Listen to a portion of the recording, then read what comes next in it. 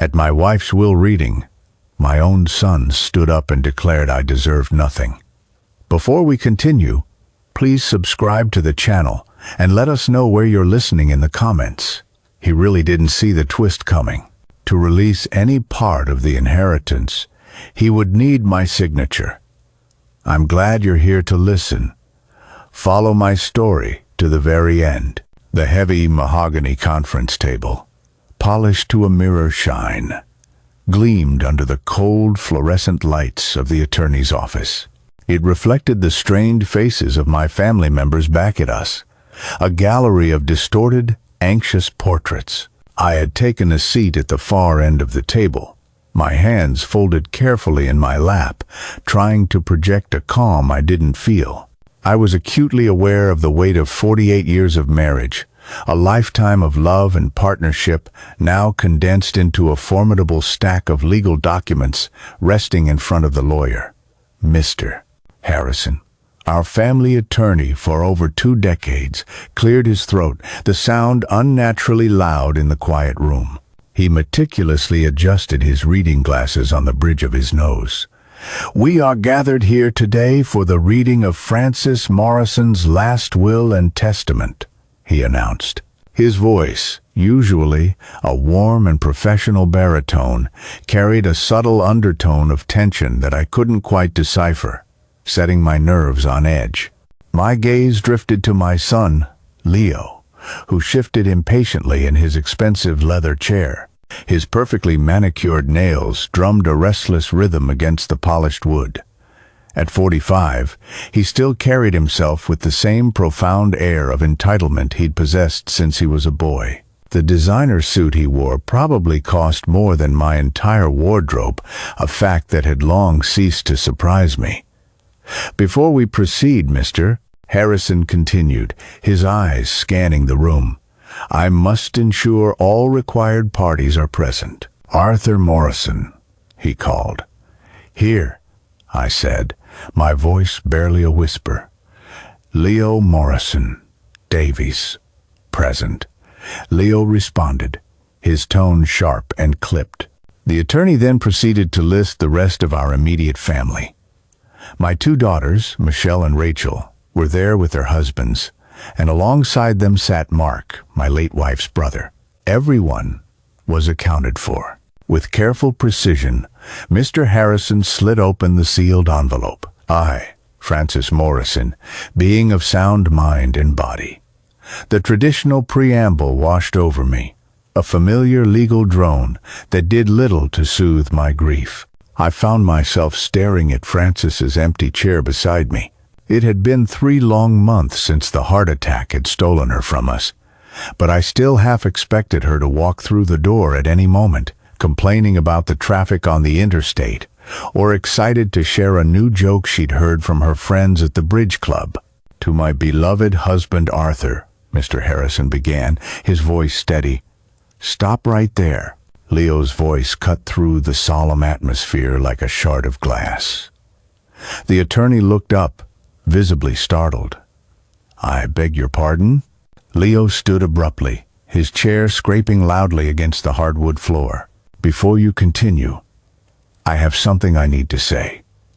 He turned, addressing the entire room, but his eyes, blazing with an intensity that made my stomach clench, were locked directly on mine. "I don't believe my father deserves anything from this estate," he declared, his voice trembling with what sounded like righteous, rehearsed anger. "He was a terrible husband to my mother, especially in her final years." A profound silence descended upon the room. I could feel the blood draining from my face as every eye in the room turned to fixate on me.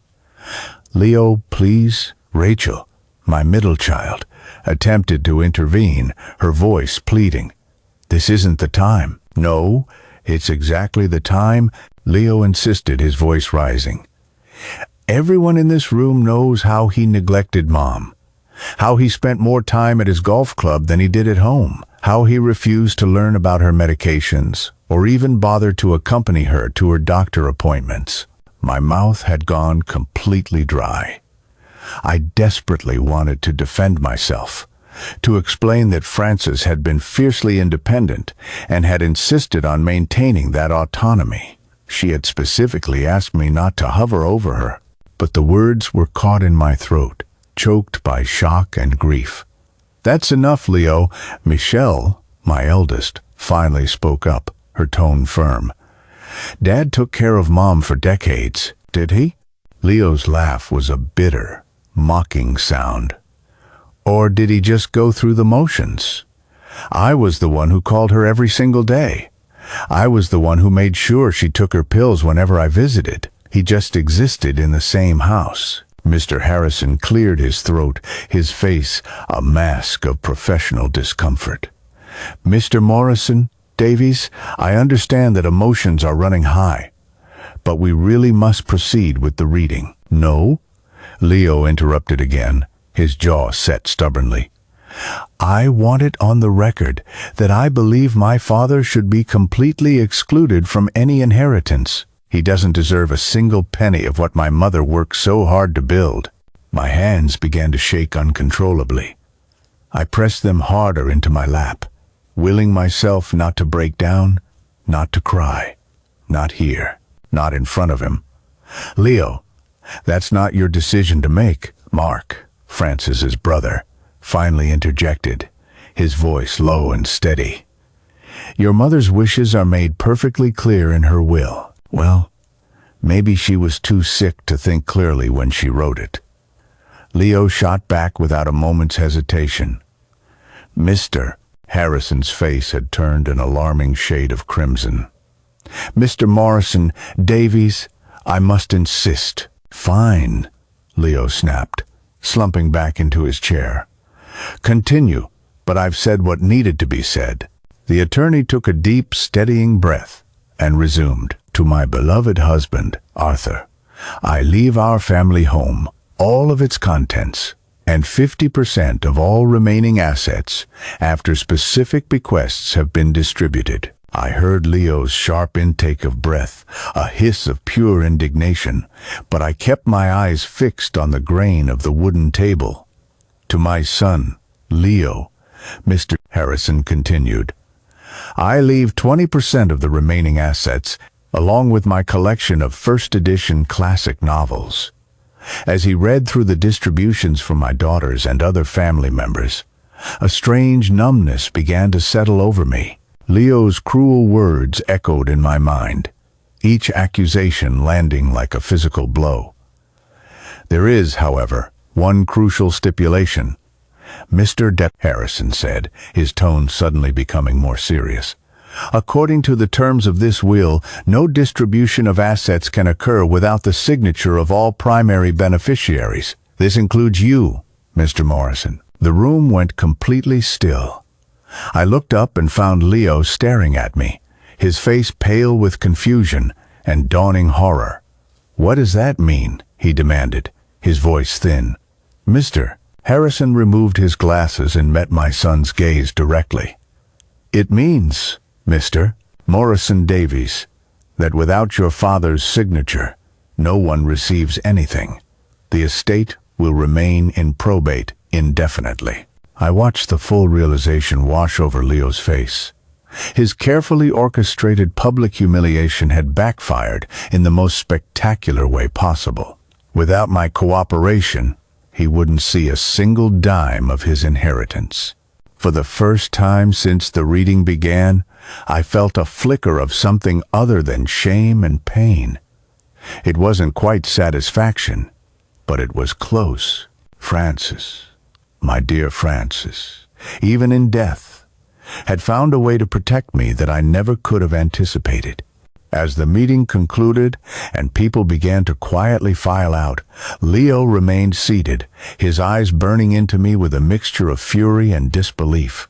I gathered my coat and stood, my legs feeling surprisingly steady beneath me. "Dad," he called out just as I reached the door. "We need to talk." I paused, my hand on the cool brass doorknob. Without turning around to face him, I said, "Not today, Leo, not today." As I walked out into the bright afternoon sun, I realized that I held more power in that moment than I had in years. The question was, what was I going to do with it? 3 days had passed since the will reading, and I hadn't answered a single one of Leo's frantic calls. 47 missed calls, to be exact. Each voicemail he left was more desperate, more pleading than the last. I sat in Frances's study, a room that was still so full of her presence, surrounded by the things she had loved. The leather-bound books she cherished, the antique globe she would spin while we planned our next vacation, the framed photos capturing the beautiful tapestry of our life together. My fingers traced the worn, smooth edge of her desk, a testament to years of use.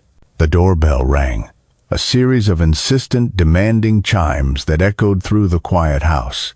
I knew who it was before I even glanced through the peephole.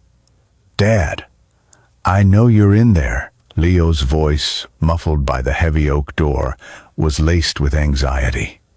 "We need to talk about the will." I opened the door but made no move to invite him in. He looked different. His usually perfect hair was slightly disheveled, and dark circles shadowed his eyes, telling a story of sleepless nights.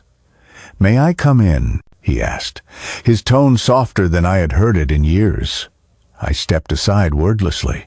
He followed me into the living room, his expensive shoes clicking against the hardwood floors that Frances and I had installed ourselves 30 years ago.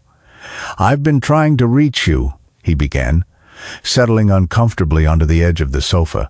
"I know," I replied, choosing to remain standing. "Dad, please, about what I said at the reading. I was emotional. Mom's death has been hard on all of us." I watched him fidget with his wedding ring, a nervous habit he'd had since childhood. Something wasn't right. "Leo, why are you really here?" I asked, my directness startling him. We need to settle the estate," he stammered. "The house needs to be sold, the assets distributed." "The house isn't being sold," I interrupted, my voice firm. "It's mine, according to your mother's wishes. But surely you don't want to live here all alone. It's too big for one person." "That's not your decision to make," I said flatly, his composure finally cracked. "Dad, please, I need you to sign those papers. I'm in trouble." There it was, the truth, finally bubbling to the surface. "What kind of trouble?" Leo's shoulders sagged in defeat. "Financial trouble. Some bad investments, some debts. I was counting on Mom's inheritance to fix things." I sat down in the armchair across from him, maintaining a careful distance. "How much do you owe?" $300,000, he whispered, the number hanging in the air between us. My heart sank, not for his predicament, but for the ugly truth it revealed about his motivations. "Is that why you said those things? To shame me into signing the papers as quickly as possible?" He couldn't meet my eyes. I thought if I made you feel guilty enough." His confession was cut short by the doorbell ringing again. This time it was my daughter, Michelle. "Dad, I brought something you need to see," she said, holding up a large manila envelope. She stopped short when she saw Leo sitting in the living room. "Oh, you're here. What's that?" Leo asked, eyeing the envelope with suspicion. Michelle bypassed him and handed it directly to me. "Mom gave this to me last year. She said I should give it to you if anything happened to her, but only after the will reading." My hands trembled as I opened the unsealed envelope. Inside was a handwritten letter in Frances's familiar, elegant script, along with several other documents. "My dearest Arthur," I began to read aloud. "If you're reading this, then I'm gone. And knowing our Leo, he's probably causing trouble. I need you to know the truth about why I structured my will this way." Leo shifted uncomfortably on the sofa as I continued. 6 months ago, Leo came to me asking for a substantial amount of money. He'd made some poor financial decisions and was deep in debt. I offered to help him create a payment plan to teach him some fiscal responsibility, but he just wanted a quick fix. When I refused to simply hand over the money, he became incredibly angry. He said things, terrible things about you, about our marriage. I paused, a knot tightening in my throat. Michelle moved closer, placing a supportive hand on my shoulder. He threatened to contest any will that left you in control of our assets, I read on. He said he'd claim you were unfit, that you'd manipulated me in my illness. That's when I knew I needed to protect you. The signature requirement ensures he can't bully you into anything. You hold all the power now, my love. Use it wisely.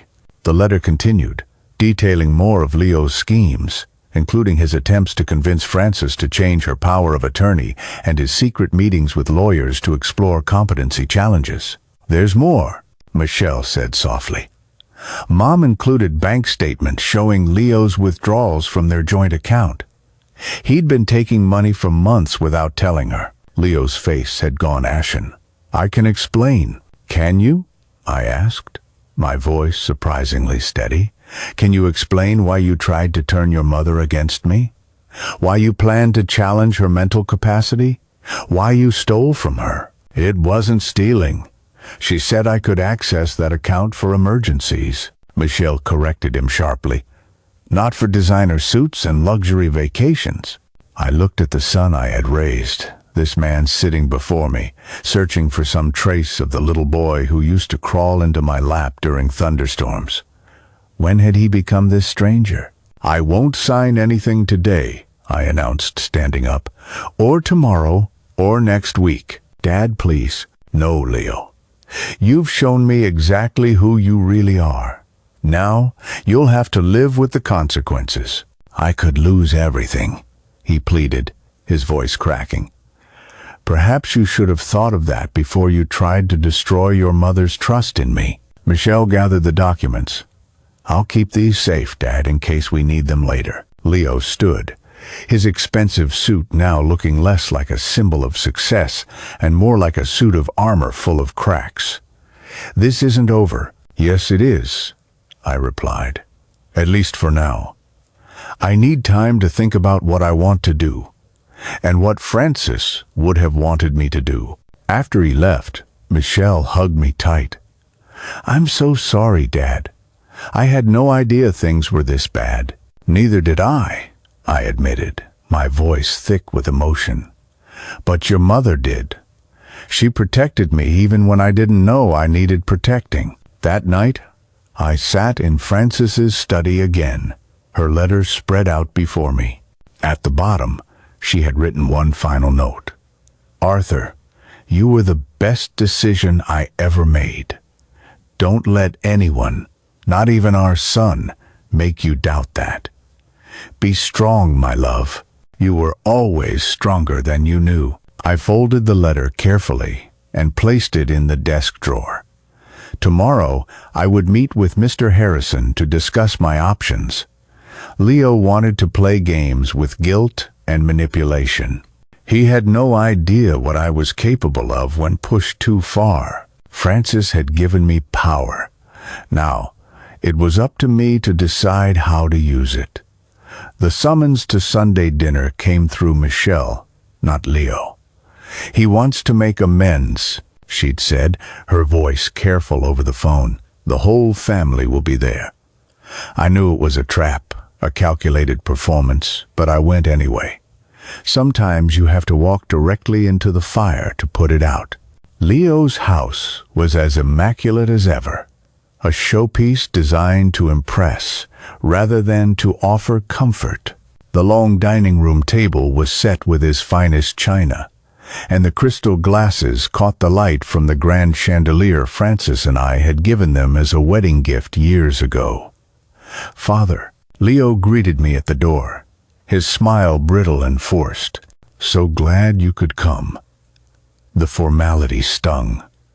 When had I become father instead of dad? Rachel and her husband were already there, along with Michelle and her partner. My grandchildren, Leo's twins, Emily and Ethan, sat quietly in a corner, completely absorbed in their phones.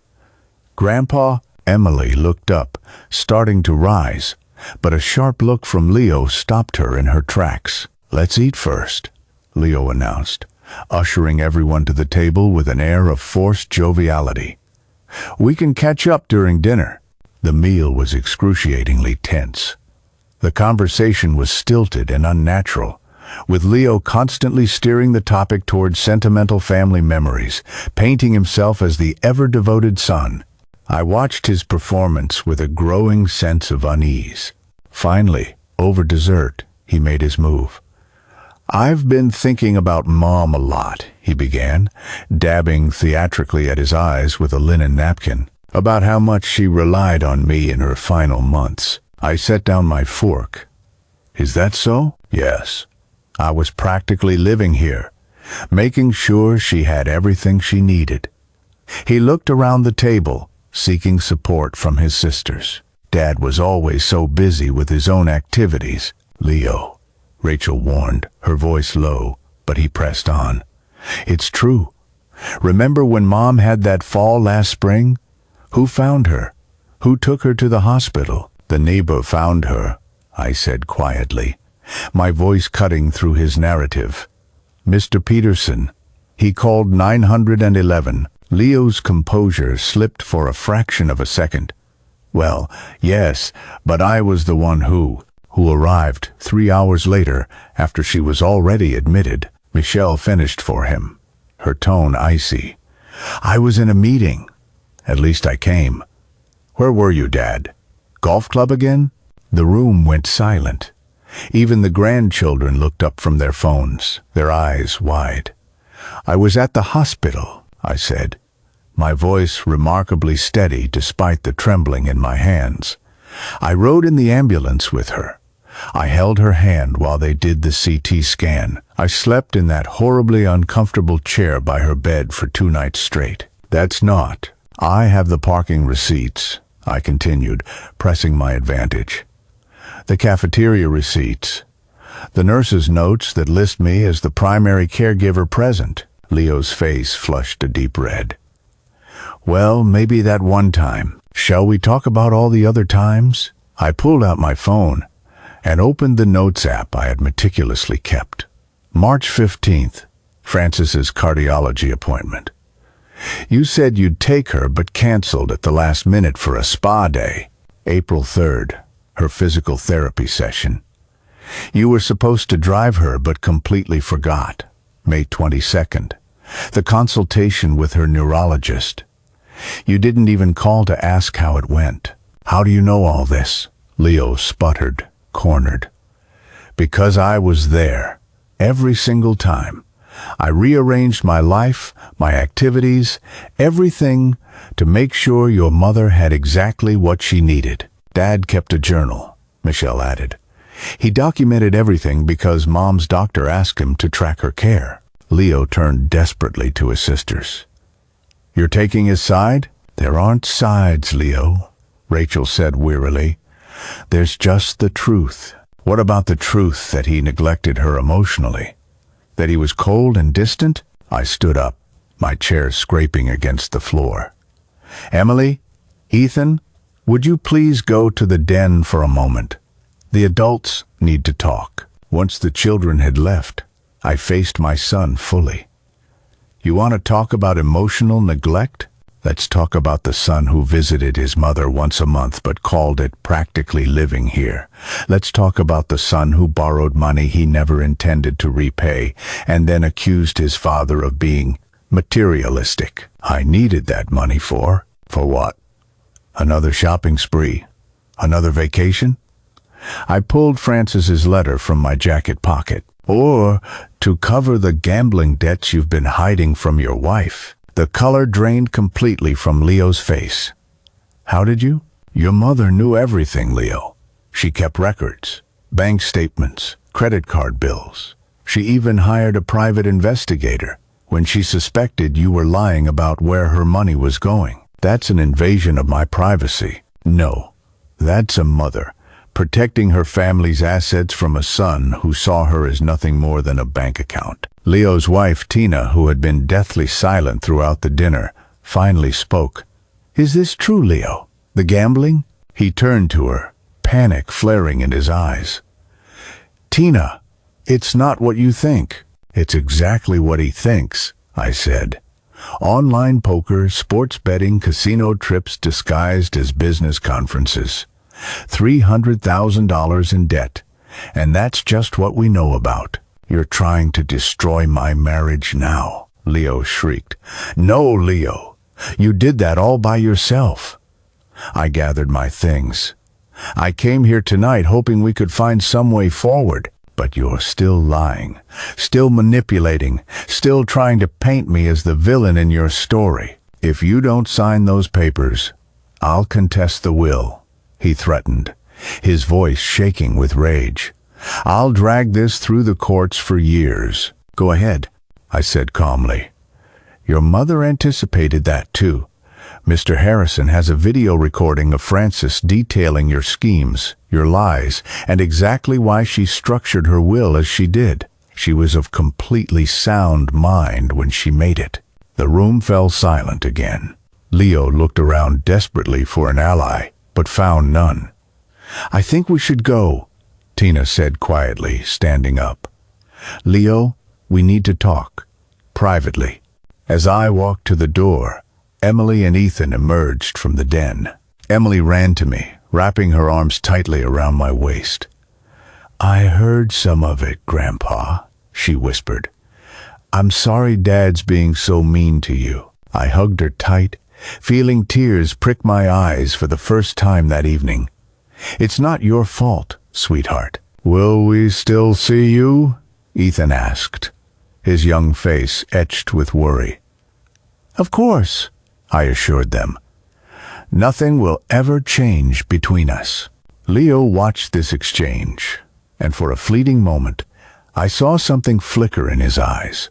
Regret, perhaps, or shame, but it was gone as quickly as it appeared. As I drove home through the quiet suburban streets, I realized the confrontation had accomplished something unexpected. The truth was finally out, laid bare for everyone to see. Leo's carefully constructed narrative had crumbled, and with it, his power over me. But I also knew this wasn't over. Desperate people do desperate things, and my son had just lost everything he'd been scheming for. The question now was, how far would he go to get it back? The registered letter arrived on a Tuesday morning, 2 weeks after the disastrous family dinner.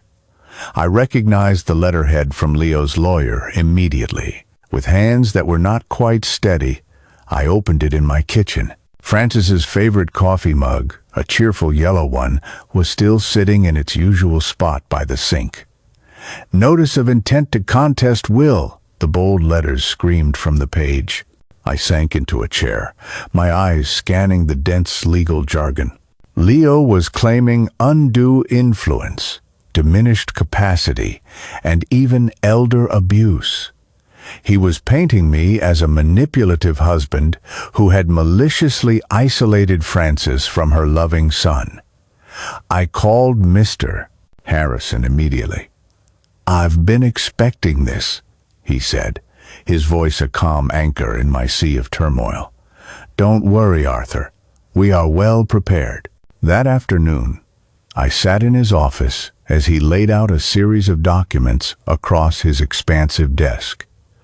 "Frances was thorough," he explained.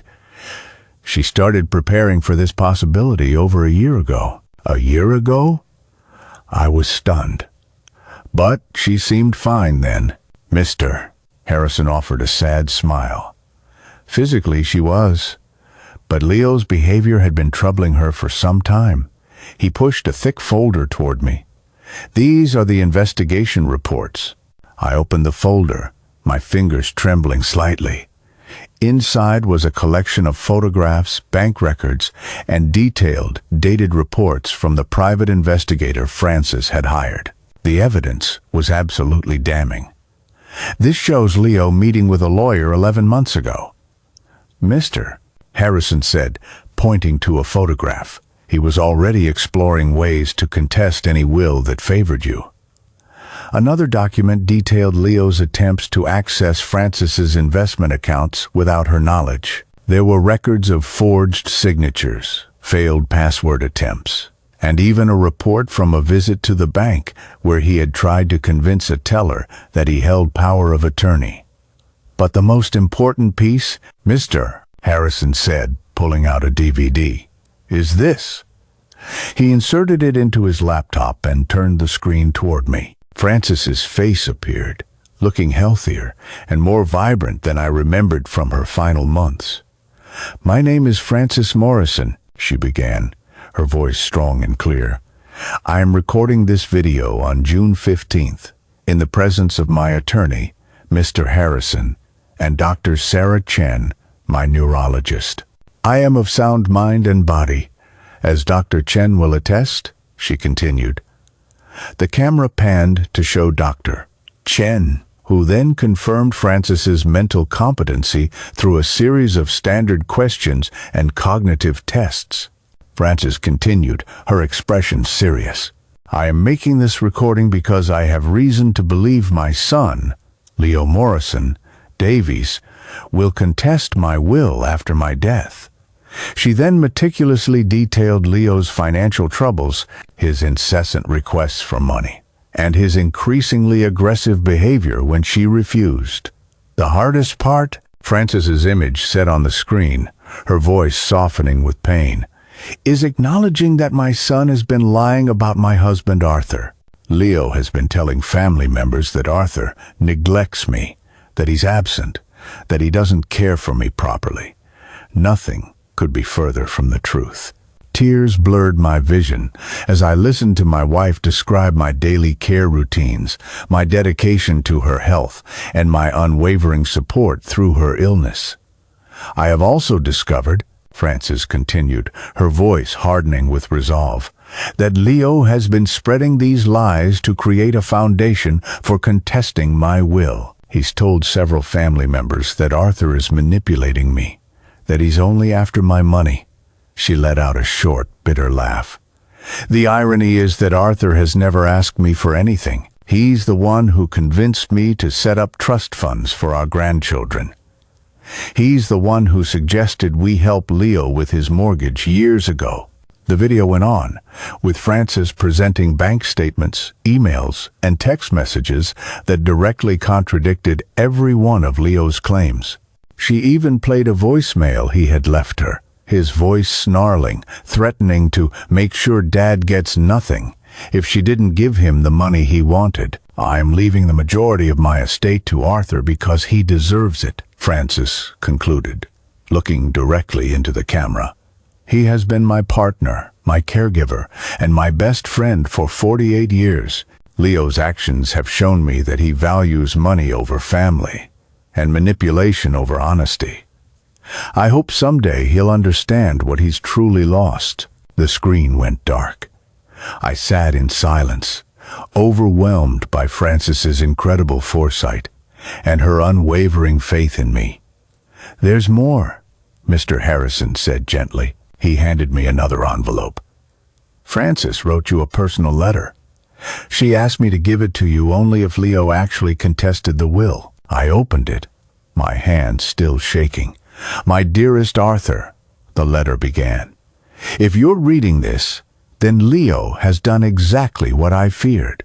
I'm so sorry you have to go through this, but I want you to know that I've made sure you're protected. You may be wondering why I didn't confront Leo directly. The truth is, I tried, many times. But each conversation ended with him making more threats, spreading more lies. I realized that confronting him would only escalate things and hurt you more. So, I chose a different path. I gathered evidence. I created safeguards. I made sure that when the time came, you would have everything you needed to defend yourself. But this letter isn't about Leo. It's about you. It's about telling you what I should have said more often when I was alive. You were the best thing that ever happened to me.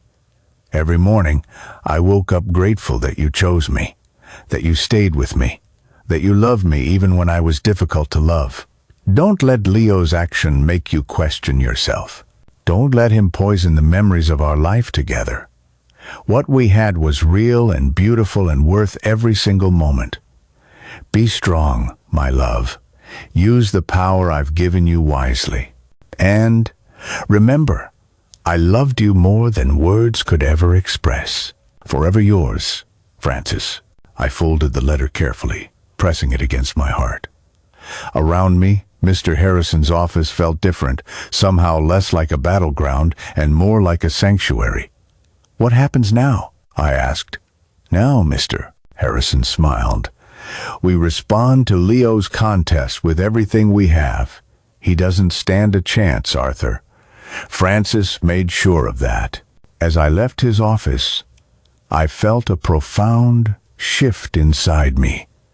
The hurt was still there, a deep ache in my chest.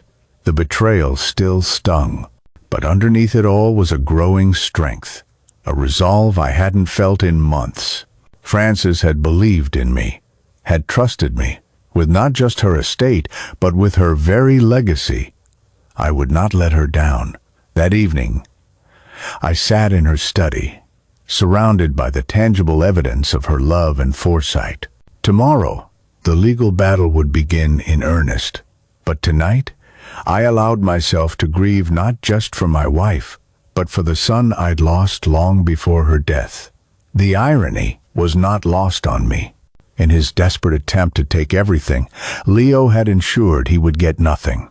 Not the money, not the house, and certainly not the father who had once loved him unconditionally. Sometimes, the greatest revelations come not from what we discover about others, but from what we finally admit to ourselves. The courtroom felt cold and imposing, a stark contrast to the summer heat shimmering on the pavement outside. I sat beside Mr. Harrison, my posture straight, and watched Leo and his lawyer shuffle papers at their table across the aisle. 6 long months of legal skirmishes, depositions, and motions had all led to this moment. "All rise," the bailiff's voice boomed. Judge Margaret Chen entered, her expression as unreadable as granite. The hearing began with Leo's lawyer weaving a tale of fiction, painting me as a calculating, manipulative husband who had taken advantage of a dying woman.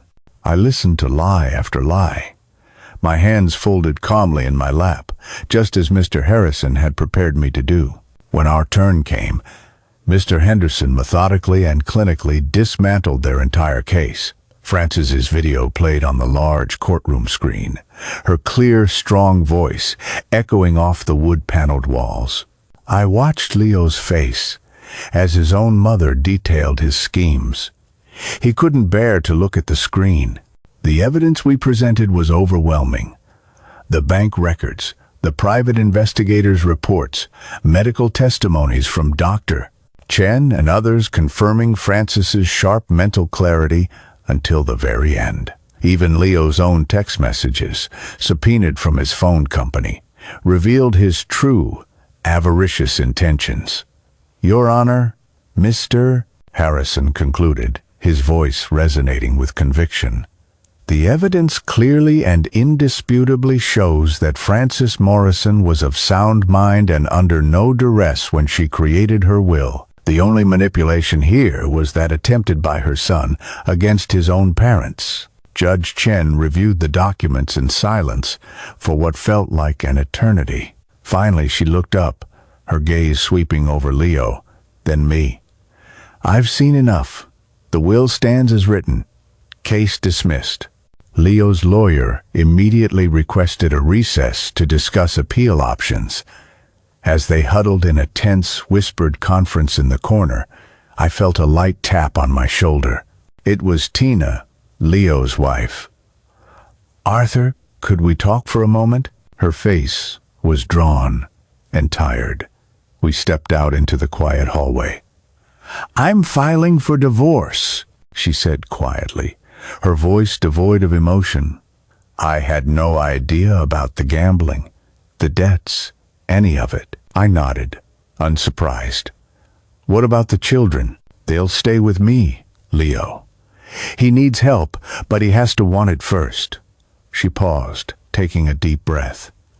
"I am so sorry for everything he put you through." Before I could respond, Leo burst into the hallway, his face contorted with rage.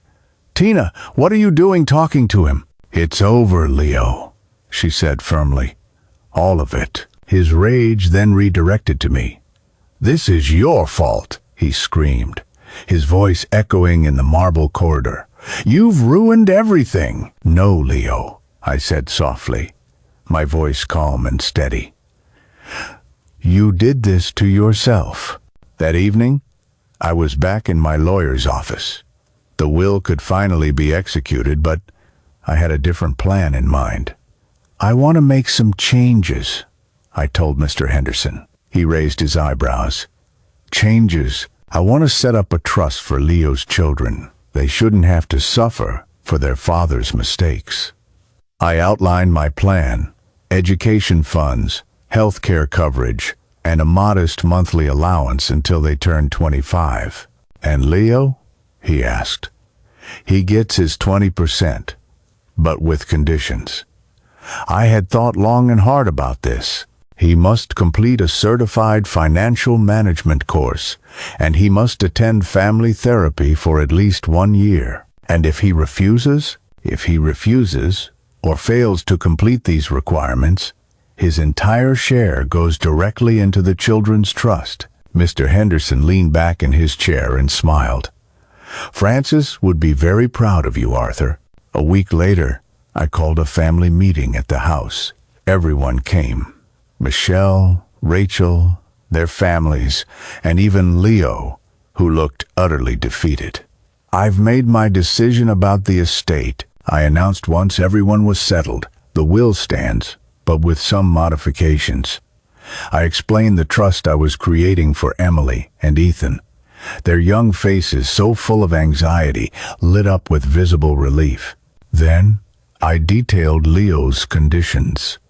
He started to protest, but Tina, who had come for the children's sake, put a firm hand on his arm, silencing him. "Why?" Leo asked, his voice small, barely a whisper. "After everything I did?" "Because you're still my son," I said simply, "and because I believe people can change if they truly want to." Tears welled in his eyes, and for the first time in years, they seemed genuine. "I don't deserve this." "No," I agreed gently. "You don't, but your children do. And somewhere deep inside you is still the little boy who used to help me bake cookies on Sunday afternoons. I'm giving that little boy a chance to come back." The room was silent. Then Linda did something completely unexpected. She stood up, walked over to me, and hugged me. It was awkward, tentative, but it was real.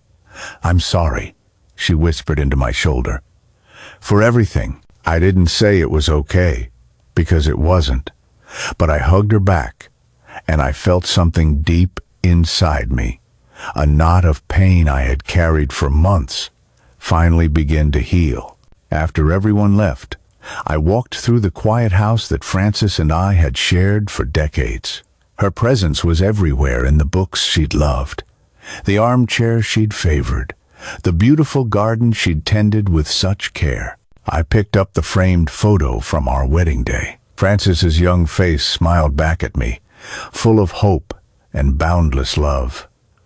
"I did what you wanted me to do," I told her image. "I used the power wisely." That night, I slept better than I had in months. The battle was over, but more importantly, I had won without becoming like Leo. I had chosen compassion over revenge, wisdom over vindictiveness. Frances had known I would make the right choice.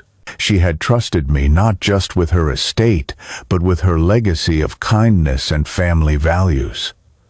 In the end, that trust was worth more than any inheritance. 2 years had passed since the court ruling, and life had settled into a new, peaceful rhythm. I stood on the back porch of the house, my house, now watching the sunset paint the sky in brilliant shades of orange and pink. The garden Francis had loved was blooming with fresh life, a vibrant testament to endurance. Emily and Ethan visited every weekend, their laughter filling rooms that had been silent for too long. The trust had given them a foundation of stability, and they were flourishing. Emily was preparing for college, and Ethan had discovered a passion for photography. "Grandpa, look," Ethan called, running toward me with his camera. "I got the perfect shot of that hummingbird." I smiled, examining his photo on the small screen. "Beautiful, sweetheart. You have your grandmother's eye for detail." Leo arrived to pick them up, right on time. The therapy, the counseling, it had changed him. Gone was the designer-clad man, obsessed with appearances and status. In his place stood someone humbler, more genuine. "Dad," he greeted me, and the word felt different, now warmer, more honest. "How was therapy this week?" I asked. "Hard," he admitted with a sigh. "We talked about Mom, about how I treated her, and you." He paused, his gaze distant. "I have so many regrets. Regrets are lessons in disguise," I said, one of Francis's favorite phrases coming naturally to my lips. He nodded, then surprised me by asking, "Would you like to have dinner with us next week? Tina and me. Just a family dinner, no agenda." "I'd like that," I replied, and I truly meant it.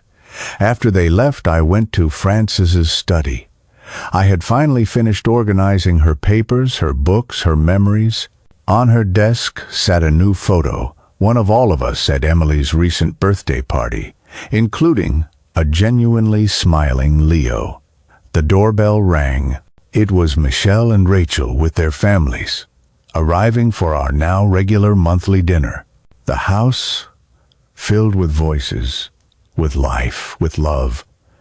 As we sat around the dining table, I looked at each face, my daughters, strong and kind, their partners, who had become my children too, and my grandchildren, representing all our hope for the future. To Mom, Michelle raised her glass. And to Dad, Rachel added, who showed us what real strength looks like. To family, I said, my voice thick with emotion, the one we're born into, and the one we choose to keep. Later that night, after everyone had gone, I sat in Frances's favorite chair with her last letter in my hands. I didn't need to read it anymore. I had memorized every word. The phone rang. It was Leo. "Dad," he said, "I just wanted to say thank you for giving me a second chance, for not giving up on me completely. Everyone deserves a chance to change, Leo. I found something today," he continued. "An old home video of Mom. She was talking about you, about how you were her anchor," she said. "She said you were the strongest person she knew." My throat tightened. She said that? Yes, and she was right. He paused. "I love you, Dad. I know I have a long way to go to earn your trust back, but I want you to know that." After we hung up, I walked through the house, turning off lights. In the hallway, I paused at our wall of family photos. The newest one showed all of us at the beach last summer, Leo included, looking relaxed and present in a way he hadn't been in years. I touched Frances's photo, the one from our 40th anniversary. "You knew, didn't you?" I whispered. "You knew I'd find my way through this." The house settled into its nighttime quiet, but it wasn't the heavy, oppressive silence of grief anymore. It was peaceful, content. Frances had left me more than money or property. She had left me the power to reshape our family, to heal what was broken, to stand firm when necessary, and to forgive when possible. I had learned that true strength isn't about winning battles or proving points. It's about knowing when to fight and when to embrace. It's about setting boundaries while leaving doors open for redemption. As I climbed into bed, I felt Francis's presence not as a loss, but as a gentle, loving reminder of a bond that transcends even death. She had trusted me to carry on, to protect our family's heart while allowing it to grow in new and unexpected directions. I had been tested, humiliated, challenged, and betrayed. But in the end, I had emerged not just victorious, but transformed. I was no longer just Francis's widower or Leo's father. I was Arthur, patriarch, protector, and proof that sometimes the greatest power lies in choosing love over bitterness and wisdom over revenge. The morning would bring new challenges, new joys, new opportunities to live the life Francis had ensured I could have, and I would face them all with the strength she always knew I possessed. I closed my eyes, at peace with my choices, my family, and myself. Frank's final gift hadn't been his estate. It had been the chance to discover my own power and use it to heal rather than harm.